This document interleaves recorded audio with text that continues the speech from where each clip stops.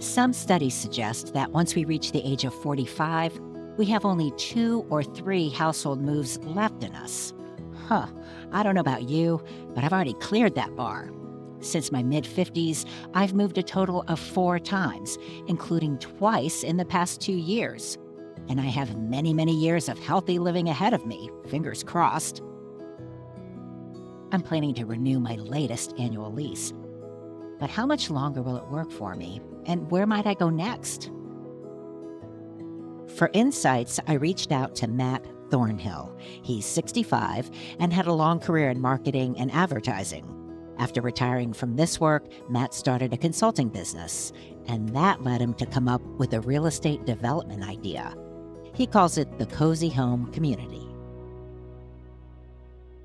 Our target is middle income, and what we mean by that are people that are earning a dime too much to get affordable housing that's funded by the government and can't afford those $150,000 down payments and $4,000 or $5,000 a month.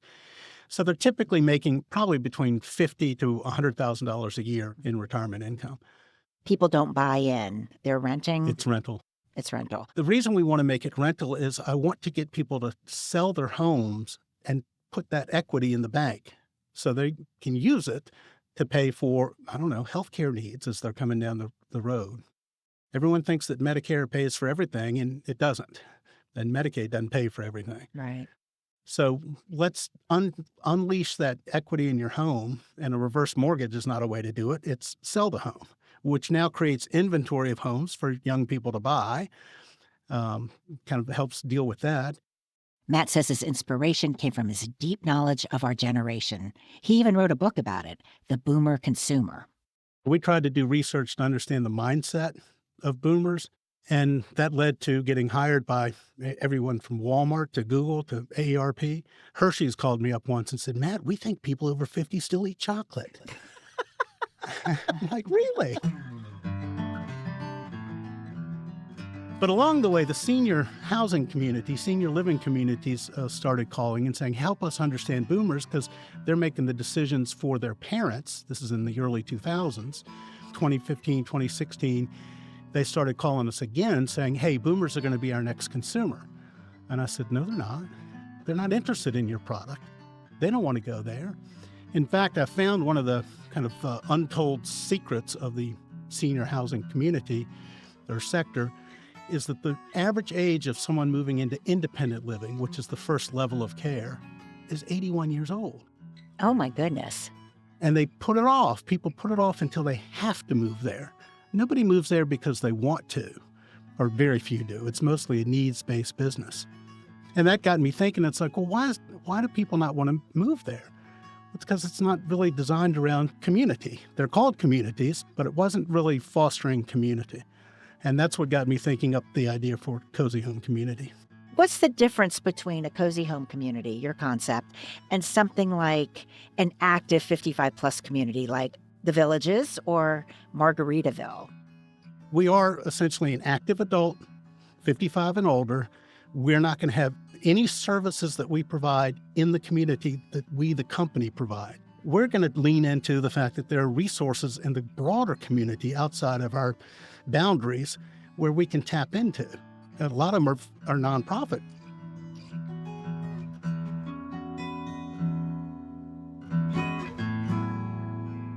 So people are independently living, but there are services in the community where they can either go out or can come in if necessary. Yeah. Correct. I don't need to have an on-site yoga instructor. I'll do a deal with the local yoga instructors and have them come in. Right. Or whatever the things may be that people need. I'm aggregating seniors so I can cost-effectively deliver things.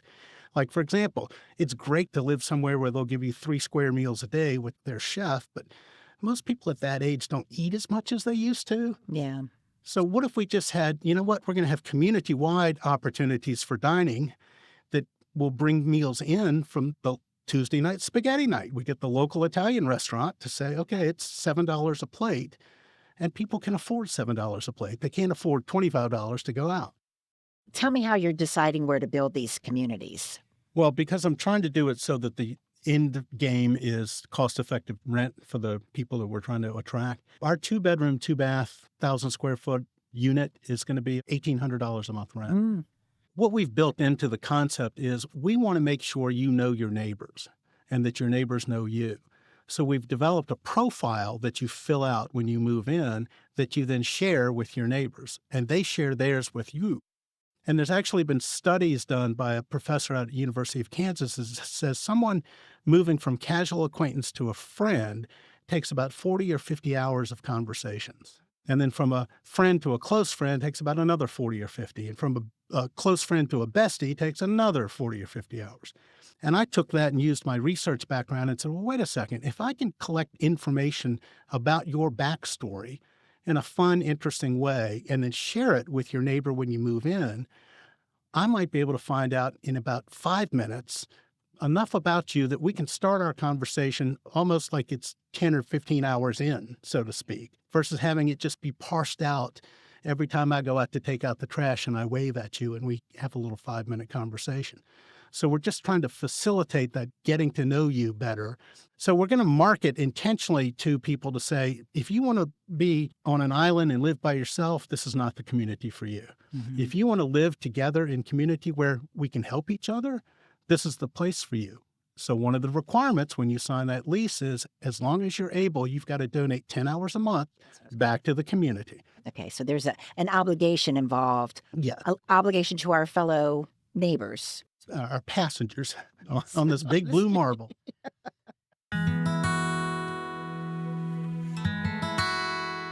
The reason that we are doing it this way is research has shown that people are more than willing to help their neighbors, but people who need help are reluctant to ask. So if you set up, it's almost like a time bank with deposits and credits and withdrawals so that everyone knows that everyone has 10 hours they have to give. Now, it's not to come over and help with your activities of daily living, but it's like, hey, I'm going to the grocery store. Give me your shopping list. I'll go get your stuff. Or you need someone to go with you to your breast cancer treatments. I'll come sit with you while you go through Or your that. colonoscopy. I need a ride home. Exactly. Yeah. So it's a way of being intentional in creating community. Matt is anticipating breaking ground for the first cozy home community. It's in western Pennsylvania, adjacent to Slippery Rock University.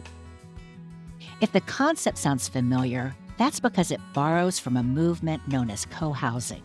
These are intentional living communities where homeowners are clustered around shared spaces. Denmark launched the modern co-housing movement in the late 1960s.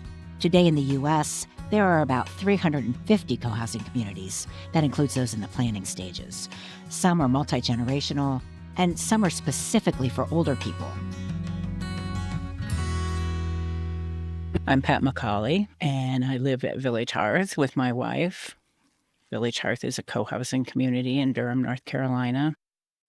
I'm Margaret Rush, and I live at Village Hearth with my wife. Did I just say that? Pat and Margaret aren't just residents. They're the founders of Village Hearth. It opened in 2020, and it's believed to be the first 55-plus co-housing community in the United States for LGBTQ folks and allies. I happen to be on the friends and allies side. That's Barbara, a Village Hearth resident. I had no hesitations. My therapist did. She said, how are you going to meet a man if you're living in an LGBTQIA place? And I said, that's exactly why I want to move there. Romantic love was not on her agenda when she relocated. We'll get to her story in a moment. First, back to Pat and Margaret. They're Midwestern transplants who met at a folk music concert in the mid-90s. I was pretty newly out. Yeah. When you're 40 and you're just starting to learn how to date, it's pretty rough. That was you, 40, and just learning how to date? Or was that you? Both of Both us, of us. really. Oh, wow. She was a little more experienced than I was. We were okay. late bloomers. We spend a lot of time at the beach with our friends and enjoy that communal spirit there with everybody working together and having fun together at the beach. And early on in our relationship, we thought, wouldn't it be great if we all live together and take care of each other when we get older? And that's like what every lesbian says everywhere we found.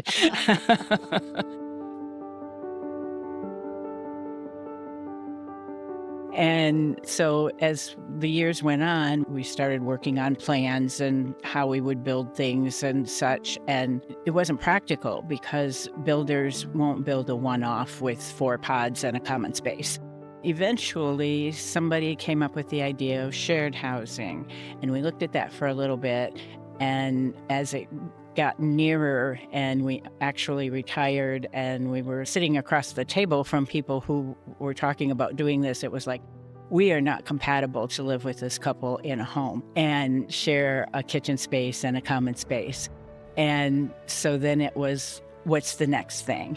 And so eventually we made it to co-housing, and it was like, this is perfect. So we were living in Durham, and Durham had about 8 co-housing communities at the time, and all but one were multi-generational communities. And the multi-generational communities would be okay, but their homes are all 2-story. And we knew that we wanted someplace that was going to be accessible as we aged. The co-housing community that was more senior-oriented is further out in the country, and that was not really appropriate for what we wanted. We wanted to be at a certain distance from downtown Durham so we could continue to participate in city activities as we age.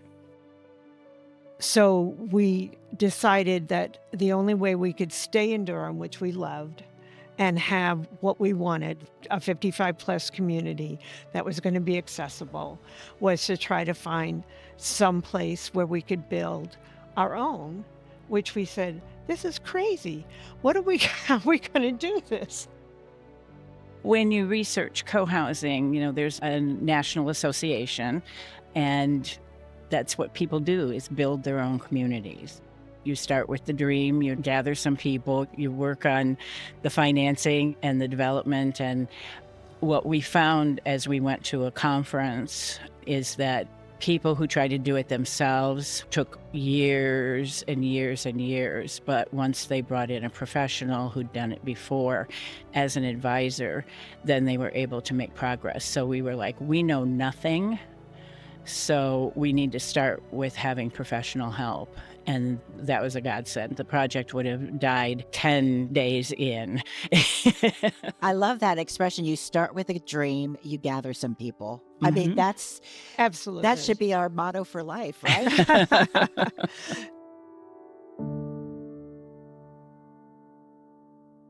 So we found our development consultant and talked to her in person and got her on board. We did a lot of touring around at different co-housing communities around the country and found the design that was going to work, and that this is the design. He had already built one of these in another state, and we walked through it and we said, if we could just have this design in Durham, this would work perfectly. So this is the architect we chose, and the development consultant worked us through every step along the way. Because we're a 55-plus community, we're covered under HOPA, the exception to the fair housing laws for older people. And so under HOPA, we have to have at least 80% of the homes with somebody who's over 55. If I wanted my grandkids to visit, my teenage grandkids, could they stay for 3 months? My parents lived in a place and it was very specific. We lived in Florida for 8 years, so we know sometimes there are minimum ages and restrictions on the length of time, and we don't have that. What we were trying to be as flexible as possible about is the idea of grandparents actually having to take custody of grandchildren, Yeah. and we wanted that to be okay. Oh, that's We beautiful. didn't want people to have to move out just because their life situation changed. Yeah.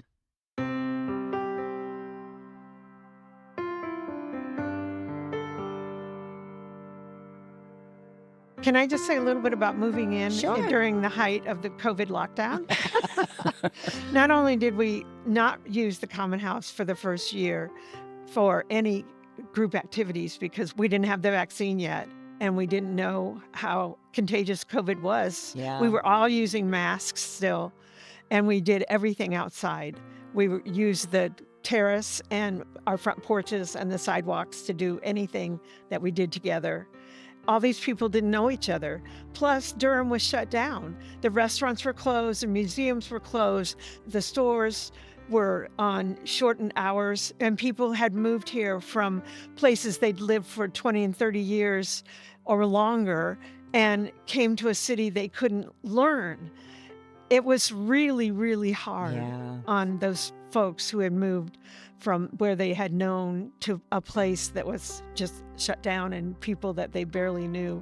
And it was a tough year. I mean, we made it. We were very creative, but it was a hard first year.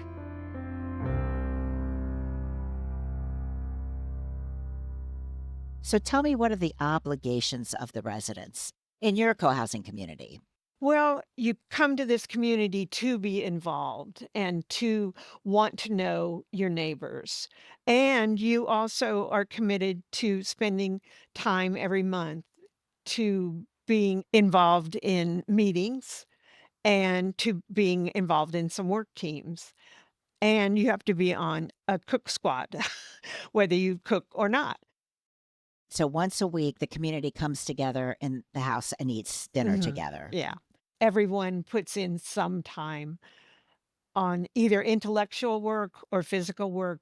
You may spend some time helping to spiff up the common house, or you might do some weeding, help with some emails, or you might be on the membership team and help do welcoming for an open house.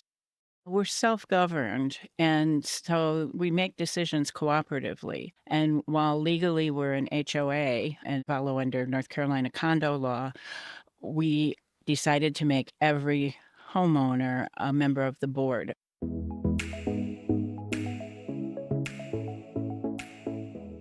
It's been great at this age. I mean, I'm turning 70 this year, and I have learned more personally about myself. I've grown as a person these 5 years that I've lived here, and it's been fabulous. I have two sisters who say that they're feeling dull in their older age, and it's like, man, I'm just energized from living here. And it's like, I can't wait to see what happens the next day and the next year.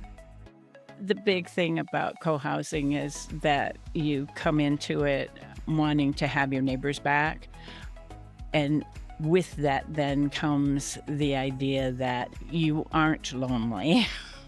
I mean, you can choose to hole up in your house because we have a lot of introverts, and introverts need their time, but they also need people. Right. And so we have that at our disposal here. It's very easy to, find somebody to do something with or find somebody to talk to about something right here in the community. And that doesn't mean that we don't have friends in Durham too, but it's just very nice to have such close neighbors and the availability. And people offer to teach how to do things that other people don't know how to do. People will say, hey, I'm going to, such and such downtown at the library, who wants to come along with me? It's just really easy.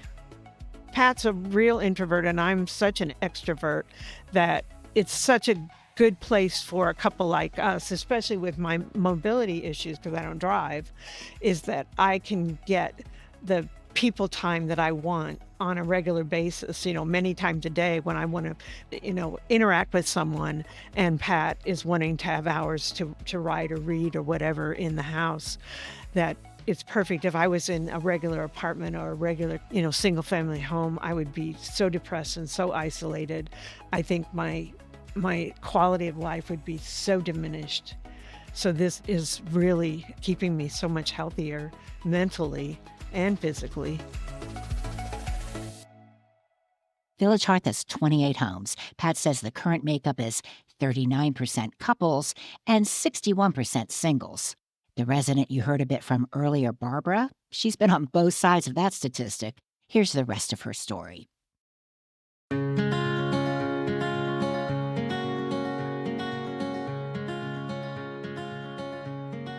Well, I was at a party in Cambridge, and a friend came up to me and said, I hear you sold your house. Where are you going next? And I said, I have no idea. And she said, I'm going to a co-housing site in North Carolina. Why don't you check it out? So I did. Okay. And what was your relationship status before you moved to Durham? I was married in 1983 and divorced in 1987. I moved to Durham in 2019, so I had been divorced and single for quite some time.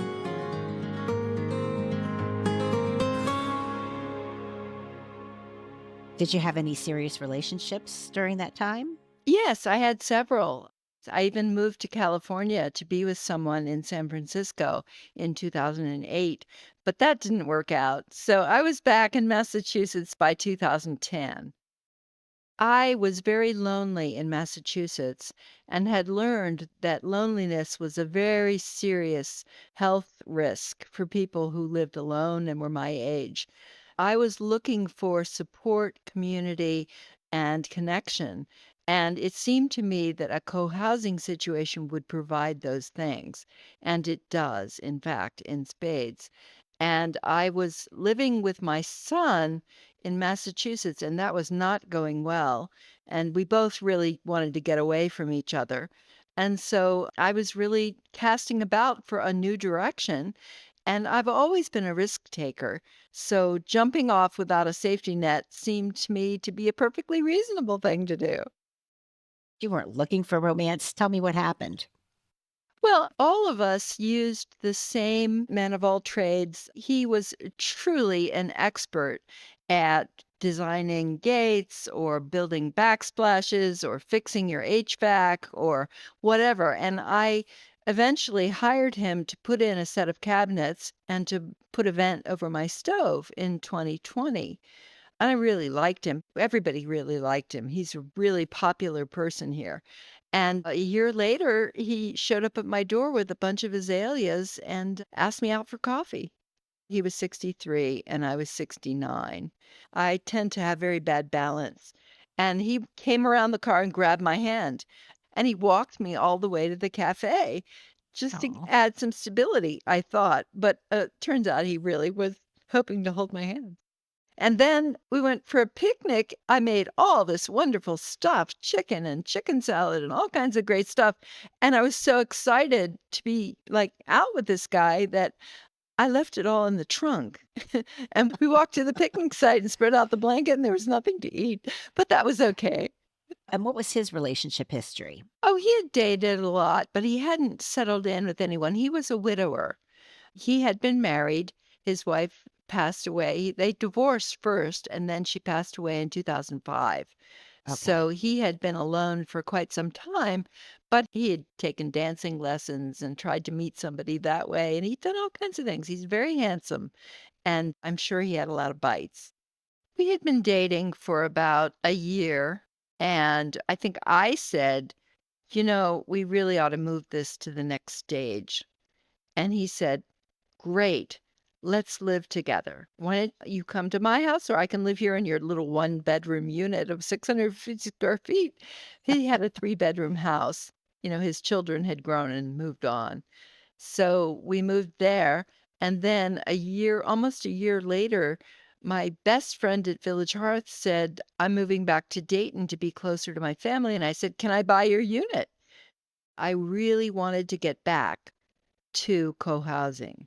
I wanted to be around people who would provide support, and I wanted to provide support to them, but I didn't want to leave Mark. So it was a matter of persuading him to sell his large home and move back here, which turned out it was a very good financial decision for him. So it wasn't difficult to make the case. And it's really funny, there was a marriage here at Village Hearth about 2 months ago.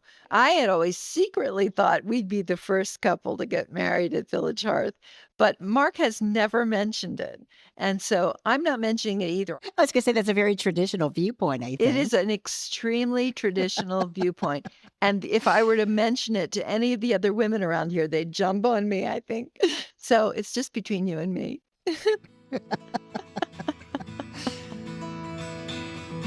Next, I'm talking with a widow and her best friend. To pool resources and combat loneliness, they're sharing 2 homes, one in Virginia and the one they built to specification in Florida. Plus, At one point, I felt so comfortable with Norman. I said, maybe we should get an apartment, the 2 of us together. And Norman said, if I left a dirty dish in the sink, would that be okay? I go, no, that would drive me crazy.